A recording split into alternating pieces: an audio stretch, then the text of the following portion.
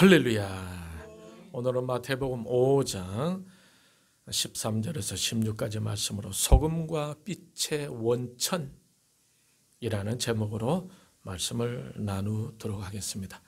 지난주에 우리는 성도들이 빛과 소금의 역할을 해야 할 곳은 바로 세상이라고 말하면서 그 세상에 대해서 같이 생각해 보았습니다. 그곳은 어떤 곳이라고 했습니까? 핍박이 있는 곳이라고 말씀드렸죠. 10절의 말씀처럼 의를 위해 박해를 받은 자는 복이 있다는 말씀처럼 하나님의 은혜와 복을 받은 자들이 의를 위해 살아갈 때 반드시 따라오는 것이 바로 박해다라는 것입니다. 그러니 빛과 소금의 역할은 어디에서 해야 하는가? 핍박과 박해가 있는 곳인 세상에서 해야 할 것이라고 말씀을 같이 나누었습니다. 오늘은 그 소금과 빛은 과연 어디서부터 오는 것인가? 소금과 빛의 원천은 무엇인가? 이것에 대해서 같이 나누고자 합니다. 너희는 세상의 소금이며 너희는 세상의 빛이다 라는 이 말씀 속에서 과연 소금은 무엇이며 빛은 무엇입니까? 여러분, 이 소금이라는 것은 무엇입니까? 소금이 쓰이는 용도는 여러 가지가 있습니다만 맛을 내게 하는 것에도 소금이 또 들어가죠. 그 중에 하나를 말해 본다면 흔히들 말하는 방부제 역할을 하는 것이 아니겠어요? 여러분, 방부제 하게 되면 떠오르는 것이 있을 겁니다. 아마 안동 간고등어가 생각날 것입니다. 안동은 내륙도시이죠. 그러므로 옛날에는 그들에게 있어서 생선은 아주 귀한 음식이었어요. 안동에서 가장 가까운 바다는 영덕입니다. 그래서 이 영덕은 안동에서 약 80km에 떨어져 있어요. 옛날에는 교통수단이 발달하지 못하였기 때문에 영덕에서 안동까지 보점을 이고 걸어가거나 소달구지로 마차로 황장제를 넘어 지나다녔습니다. 그때는 집신발로 걸어서 안동까지 하루 만에 가기는 굉장히 힘들었죠. 그래서 중간에 하룻밤 정도 쉬었다가 가야만 했던 것입니다. 그런데 그때의 생선을 그냥 가지고 가면은 생선이 다 상해져서 먹을 수가 없게 됩니다. 그래서 생각해낸 것이 소금을 뿌려서 운반하는 것이었죠. 하루 정도 지나게 되면은 고등어는 적당히 발효가 되면서 적당한 간이 배인 간 고등어가 되는 것입니다. 이처럼 예전에 사람들이 생각해낸 부패되지 않고 보존하는 방법이 바로 염장법, 바로 소금으로 보존하는 것이었어요. 이처럼 소금은 방부제 역할을 하는 것입니다. 지난주에도 말씀드렸지만 이 세상은 하나님이 창조하실 때에 비해서 너무나 많이 타락하고 부패했죠. 하나님이 천지를 창조하신 후 이 천지와 인간은 하나님 중심으로 움직여 갔었지만은 시간이 지나면서 점점 죄로 인해 타락해서 인간은 더 이상 하나님을 의존하지 않고 인간 이성이 합리적으로 과학적으로 정리한 지식을 진리로 생각하고 인간 이성 중심으로 흘러가는 시대가 되고 말았어요. 이러한 시대를 흔히들 말하기를 실존주의 시대, 포스트 모더니즘 시대라고 부릅니다. 그러다 보니까 사사시대처럼 인간은 자기의 소견에 옳은 대로 살아가게 되었습니다. 인간이 생각하는 옳은 대로 살아가다 보니까 유물론적인 사고가 나오고 유물론을 바탕으로 마르크스주의가 나오고 이 마르크스주의로 인해서 1917년 소련 볼셰비키 공산혁명 때에 인간도 물질로 보는 습성으로 인해 레닌은 공산혁명을 반대한다는 이유로 1100만 명을 죽였고 그 후 후계자 스탈린은 4500만 명을 죽였고 그 후에 중국의 모택동은 공산화를 위해서 약 8천만 명의 사람을 죽였습니다. 그 공산혁명을 이루기 위해 나온 전략 중에 하나가 바로 성혁명이었죠. 그중에 오늘날 우리 대한민국까지 삼키고자 하는 것이 바로 동성애 문제가 아니겠습니까? 이러한 성 문제는 우리 가정과 교회와 사회와 나라를 해체해 나가고자 할 것입니다. 지금까지 쌓아온 모든 전통적인 가치와 세계관을 다 무너뜨리고 하나님이 아닌 인간 중심의 새로운 시대를 열어가고자 하는 것입니다. 지금 동성애 문제는 우리나라 문제만은 아니죠. 이미 전 세계적으로 확산되고 있는 성혁명 운동이자 하나님을 떠난 인간 이성이 중심이 되어 지금까지 쌓아온 기존의 전통적인 기독교 세계관을 허물고 새로운 질서로 만들어 가고자 하는 운동인 것입니다. 이것은 무엇을 말하는 것입니까? 그만큼 시대가 타락하고 부패했다는 증거인 거죠. 이때 무엇이 필요하겠습니까? 방부제와 같은 역할을 하는 사람들이 필요하지 않겠어요? 소금과 같은 사람이 필요한 것입니다. 그렇다면 누가 이 역할을 해야 하겠습니까? 그래서 주님이 말씀하셨죠. 너희는 세상의 소금이니. 하나님의 은혜와 복에 참여하며 그 복을 누리는 하나님의 사람들을 보고 하신 말씀입니다. 너가 바로 이 세상의 소금이다 라고 말입니다. 그런데 여러분, 소금이 맛을 잃을 수 있다는 사실을 여러분 알고 계시죠? 소금의 보관 상태에 따라서 습기와 오염과 불순물에 의해서 맛이 달라지기도 한다는 거예요. 그래서 소금은 뚜껑을 잘 닫아서 건조하고 서늘한 곳에 보관하는 것이 좋다고 합니다. 오늘 본문에 보면은 주님께서 제자들에게 묻고 계시죠. 소금이 맛을 잃으면 무엇을 짜게 하겠느냐라고 말입니다. 맛을 잃은 소금은 어떻게 된다고 말씀하고 있습니까? 13절을 같이 읽도록 하겠습니다. 13절 시작. 너희는 세상의 소금이니 소금이 만일 그 맛을 잃으면 무엇으로 짜게 하리요? 후에는 아무 쓸데없어 다만 밖에 버려져 사람에게 밟힐 뿐이니라.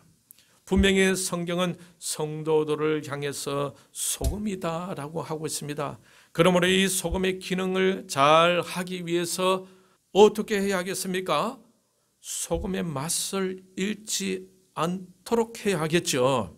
소금의 맛을 필요로 할 때에 그 소금의 맛을 내지 않으면은 방부제의 역할을 감당하지 못하게 되고, 그렇게 되면은 어리석은 사람이 되어서 세상에 비웃음거리가 될 뿐이다라고 말씀하고 있습니다. 실제로 고대 이스라엘에 있어서 이 짠맛을 잃어버린 소금은요, 어떻게 사용하느냐? 쓰레기처럼 취급이 되어져서 그냥 길에다가 버리기도 한다라고 합니다.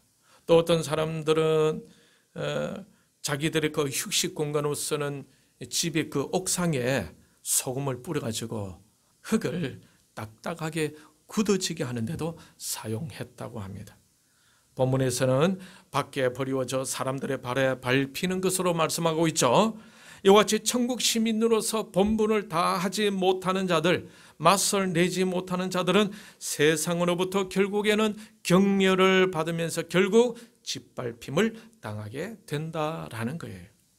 그러므로 우리는 소금된 자들로서 이 소금의 맛을 잃지 않도록 잘 유지해야겠죠. 저와 여러분들 이 맛을 잘 유지해 갈 수 있기를 바랍니다. 할렐루야. 그리고 주님은 우리를 보고 이 세상의 빛이다라고 말씀하십니다. 성도의 사회적인 역할을 미각적으로 표현하면서 소금이라 했고, 시각적으로는 빛으로 표현하고 있습니다. 오늘 본문은 분명히 성도를 향해서 빛이라고 말씀하고 계시죠. 베드로전서 2장 9절을 같이 보도록 하겠습니다. 시작. 그러나 너희는 택하신 족속이요 왕같은 제사장들이요 거룩한 나라요 그의 소유가 된 백성이니 이는 너희를 어두운 데서 불러내어 그의 귀한 빛에 들어가게 하신 이의 아름다운 덕을 선포하게 하려 하심이라. 이 세상은 어떤 곳이라고 하고 있습니까? 어두운 곳이라고 하고 있죠. 그 어두운 데서 우리를 불러내어서 그의 귀한 빛에 들어가게 하셨다라고 말씀하고 있습니다. 요한 1서 1장 5절을 같이 읽도록 하겠습니다. 시작. 우리가 그에게서 듣고 너희에게 전하는 소식은 이것이니 곧 하나님은 빛이시라. 그에게는 어둠이 조금도 없으시다는 것이니라. 네. 이번에는 요한복음 1장 9절을 같이 더 읽겠습니다. 같이 읽겠습니다. 시작. 참빛 곧 세상에 와서 각 사람에게 비추는 빛이 있었나니. 참빛, 이 빛은 바로 예수님을 말하는 것입니다. 그러니 주님이 참빛이 되시고 그 빛으로 우리를 부르셨다라는 거예요. 그렇기 때문에 우리가 빛의 원천이 될 수가 없겠죠. 주님이 우리를 보고 빛이다라고 말씀하셨지만은 우리가 빛의 원천이 될 수가 없는 거예요. 왜 그렇습니까? 참빛은 오직 누구뿐이다? 주님뿐이시기 때문에 그렇습니다. 그러니 이렇게 표현하는 것이 옳을 것입니다. 성도인 우리는 빛 자체라기보다는 빛을 받아서 반사하는 존재라는 것입니다. 죄로 오염되고 전적으로 무능력한 존재가 된 인간은 스스로 빛을 발할 수가 없다라는 거겠죠.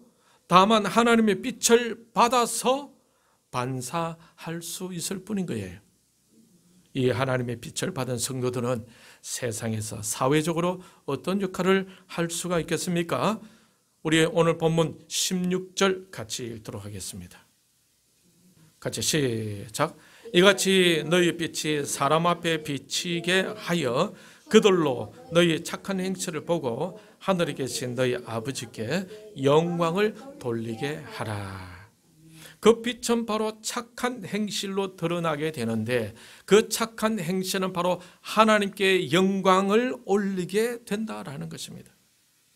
그 착한 행실로 인해 하나님의 빛을 비추게 된다는 것이죠. 그것이 바로 하나님 자녀로서의 존재감입니다. 이 빛은 가정 안에서만, 교회 안에서만 비추는 것이 아니겠죠. 온 세상을 비추는 빛이 되어야 하지 않겠습니까? 본문 15절을 보게 되면은 이 빛은 말 아래 두지 아니하고 등경 위에 둔다고 하고 있습니다. 15절 같이 읽겠습니다. 시작. 사람이 등불을 켜서 말 아래에 두지 아니하고 등경 위에 두나니 이러므로 집안 모든 사람에게 빛이 나니라. 여기서 말 아래에 두지 아니하고 할 때의 이 말이라는 것은 원어로는 모디온이라는 말인데 흙으로 만들어진 것입니다. 9리터 정도의 곡식의 양을 청량할 수 있는 용기를 말하는 거예요. 당시 유대인들은 성냥이 없어서 불을 피우기가 쉽지 않았기 때문에 잠깐 자리를 비울 경우에 등잔을 등경에서 내려 본문에서 말씀하고 있는 이 말로 덮어두는 습관이 있었어요. 불이 꺼지지 않게 하는 것과 동시에 화재의 위험을 방지하기 위한 것이었습니다. 이런 경우를 제외하고는 등불을 어디에다가 둔다는 것입니까? 등경 위에다가 놓아둔다라는 거죠. 그러면 이 등경은 무엇이냐? 이 등경은 빛이 널리 퍼지도록 하는 받침대를 의미합니다. 왜 그렇게 해야 합니까? 집안 모든 사람들에게 비춰야 하니까 등불을 등경 위에다가 둔다라는 거예요. 성도들을 보고 빛이라고 했죠. 이 빛은 특별한 경우를 제외하고 어떤 용기로 덮어서 가두어 두어서는 안 된다라는 겁니다. 모든 사람에게 비칠 수 있도록 높은 곳에 올려놓아야 한다는 거죠. 이 빛을 계속 비추게 하기 위해서 필요한 것은 바로 무엇이겠습니까? 기름이 계속 공급되어져야겠죠. 빛은 공급되어지는 기름이 떨어지게 되면 빛을 계속 발할 수가 없게 되는 거예요. 소금은 서늘한 곳에 잘 보관해야 맛을 잃지 않게 되고, 빛은 기름을 계속 공급받아야 빛을 계속 발할 수가 있지 않겠습니까? 자, 그러면 여기서 한 가지 질문을 던져보겠습니다. 그렇다면 소금이 소금의 맛을 잃지 않기 위해서, 빛을 계속 발할 수 있게 하기 위해서 무엇이 필요할 것 같습니까? 소금이 소금의 맛을 잃지 않기 위해서는 이 소금을 서늘한 보관소에 두어야겠죠. 그 보관소의 역할을 하는 것이 바로 주님 안이다라는 거예요. 계속해서 빛을 발할 수 있기 위해서 필요한 것은 기름이 계속 공급되어져야 하겠죠. 그렇게 하기 위해서 성령 하나님에 의해 예수님 안에 거할 수 있어야 한다라는 것입니다. 시편 1편 3절에 보면 이런 말씀이 있습니다. 같이 한번 읽어볼까요? 찾았습니까? 같이 읽겠습니다. 시작. 그는 시냇가에 심은 나무가 철을 따라 열매를 맺으며 그 잎사이가 마르지 아니함 같으니 그가 하는 모든 일이 다 형통하리로다. 시냇가에 심은 나무가 철을 따라 열매를 맺고 그 잎사귀가 마르지 아니할 수 있는 이유가 무엇입니까? 그것은 시냇가에 심어졌기 때문이죠. 시냇가에 심어져 있으니까 나무의 뿌리는 시냇가 쪽으로 뻗어져 있었을 것이고, 사시사철 그 뿌리는 수분을 공급받기 때문에 잎사귀가 마르지 않고 열매를 맺을 수 있다라는 거예요. 그러므로 소금과 빛의 원천은 무엇이겠습니까? 바로 예수 그리스도인 것입니다. 그러니 소금인 성도들이 맛을 잃지 않기 위해서 어떻게 해야 합니까? 예수 그리스도 안에 계속해서 머물 수 있어야 한다는 것입니다. 그러면 예수 그리스도 안에 머물 수 있기 위해서 어떻게 해야 하겠습니까? 성경을 읽어야 하고, 교회 예배에 참석해야 되고, 또 기도 생활을 해야 하겠죠. 빛된 성도들이 빛을 잃지 않기 위해서 예수 그리스도 안에 있어야 하는 거예요. 그렇다면 성도들이 소금의 맛과 빛을 공통적인 의미의 말로 대신한다면 어떻게 할 수 있을 것 같습니까? 그것은 바로 진리이자 하나님의 말씀이다라는 거예요. 소금의 맛이란 무엇을 말할까요? 진리의 맛입니다. 빛이란 무엇을 말할까요? 진리의 빛을 말하는 거예요. 하나님의 말씀에서 벗어나게 되게 되면은 맛을 잃은 성도가 되겠죠. 하나님의 말씀에서 벗어나게 되면은 빛을 잃은 등잔이 되고 말 것입니다. 오늘날 많은 신자들이 바로 이 진리의 맛, 이 진리의 빛을 잃어버리고 인간이 이승의 편리함대로 살아가는 경우가 많아요. 목사들에게서도 그런 모습을 종종 발견할 수가 있습니다. A.W. 토즈 목사님은 그에 져서 예배인가 쇼인가 라는 책에서 신자들은 하나님의 불을 마음속에 간직해야 한다라고 말씀하고 있습니다. 이것은 복음을 통해 하나님과 깊은 교제를 나눌 수 있어야 한다라는 거예요. 성령님 안에서 예수 그리스도와 깊은 교제를 할 수 있어야 한다는 것입니다. 몸은 사람 앞에 있지만 영은 하나님 앞에 있음을 느끼는 사람이 되어야 한다라는 겁니다. 정직하게 하나님 앞에 서서 하나님의 기쁘신 뜻을 쫓아갈 수 있는 용기 있는 사람이 되어야 한다라는 것입니다. 그런데 오늘날 제가 경험한 목사님들을 보면은 더러는 이실론자들도 있는 것 같아요. 말은 하나님을 섬긴다고 하지만 그의 삶의 실제는 자기가 원하는 대로 살고 있는 거죠. 자기 유익한 대로 살아가는 겁니다. 십자가 정신이 없어요. 주님의 섬김의 정신이 없습니다. 하나님의 중심이 아니고 사람 중심입니다. 그런데 섬긴다는 말을 제일 많이 사용하는 신자들이 누구일까요? 바로 목사이지 않을까 생각해 봅니다. 그런데 들어는 영의 생각대로 살지 않습니다. 육의 생각대로 살아요. 그것을 지혜라고 생각하는 목사들도 있다라는 것입니다. 그러니 몸과 마음은 복음 안에 있다고는 하지만 실제로는 자기를 우상화하는 목사들도 있다라는 거예요. 기술적으로 살아가는 사람들입니다. 이신론자들입니다. 그러니 그들의 삶 속에서는 영적인 감동이 있을 수가 없겠죠. 그런데 목사들만 그럴까요? 다른 직분자들은 어떨까요? 물론 그렇지 않은 신자들도 많이 있습니다. 애통하고 괴로워하고 안타까워하는 그런 신자들, 주님 말씀을 쫓아 살아가려고 발부둥치는 신자들도 얼마나 많이 있습니까? 하지만 많은 경우는 그들의 영이 하나님 앞에 서질 못합니다. 그러니 영의 생각대로 살지 못하겠죠. 사람의 눈치를 보면서 양육되어지는 것입니다. 육신의 생각대로 사는 거예요. 그러한 자들을 향해서 주님은 바로 소경이다라고 말씀하고 있습니다. 그들이 바로 맛을 잃은 소금입니다. 빛을 잃은 등잔인 거죠. 교회라는 테두리 안에 머물 뿐이지 예수 그리스도와의 깊은 교제를 갖지 아니하는 생뚱한 신자들이다라는 거죠. 육의 사람들이다라는 거예요. 우리는 이 소금과 빛의 원천인 예수 그리스도 안에 진짜 머물 수 있어야 할 것입니다.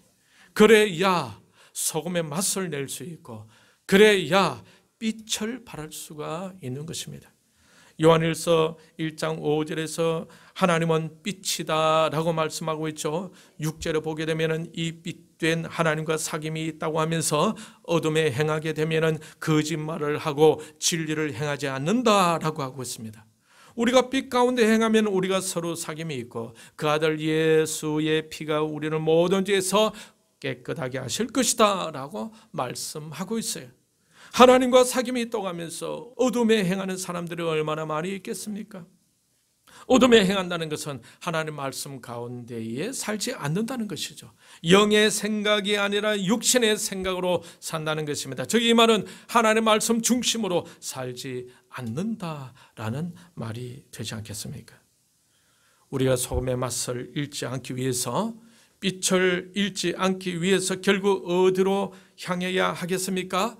말씀으로 나아가야 하는 것입니다. 이것이 주님 안에, 예수 그리스도 안에 거한다라는 말입니다. 말씀 속에서 하나님을 만나야 합니다. 말씀에서 우리의 영이 새롭게 되어져야 합니다. 욥기 37장에서 41장까지 보게 되면은 욥이 하나님 말씀을 계속 듣게 되는데 그 하나님 말씀을 들으면서 그 영이 정직하게 하나님 앞에 서게 되고 거룩하신 하나님 앞에서 그가 근본적인 회개를 하지 않을 수 없게 되죠. 그러면서 하나님과의 인격적인 만남을 갖게 되면서 그의 인생은 그때 다시 새롭게 소생하게 되었던 것입니다.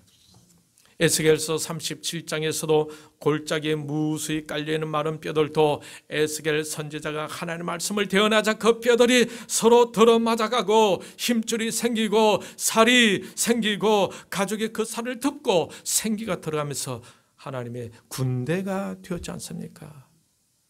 말씀 속에서 인격적으로 하나님을 경험하게 되면 영들이 살아나게 되고 소금의 맛을 회복하고 빛을 발산할 수 있게 된다라는 겁니다. 하나님은 저와 여러분을 향해서 소금이라 말씀하셨죠. 빛이다라고 말씀하셨습니다. 그리고 하나님은 우리의 소금과 빛의 원천이 되십니다. 이 하나님께 날마다 어떻게 되겠습니까? 가까이 나아가야 되겠죠. 더 깊이 나아가야 합니다. 그러하기 위해서는 매일 하나님 말씀 한 장 이상은 읽어야 됩니다. 그렇게 나아가서 맛을 계속 유지하시고 빛을 계속 발할 수 있기를 바랍니다. 할렐루야. 교회와 사회와 이웃들을 돌아보면서 회복시켜 나가고 어둠을 밝히는 일에 힘껏 쓰임을 받는 저와 여러분들이 다 되시기를 주님의 이름으로 축원합니다. 이스라엘 말씀을 생각하면서 하나님이여 빛과 소금의 원천이 되시는 하나님,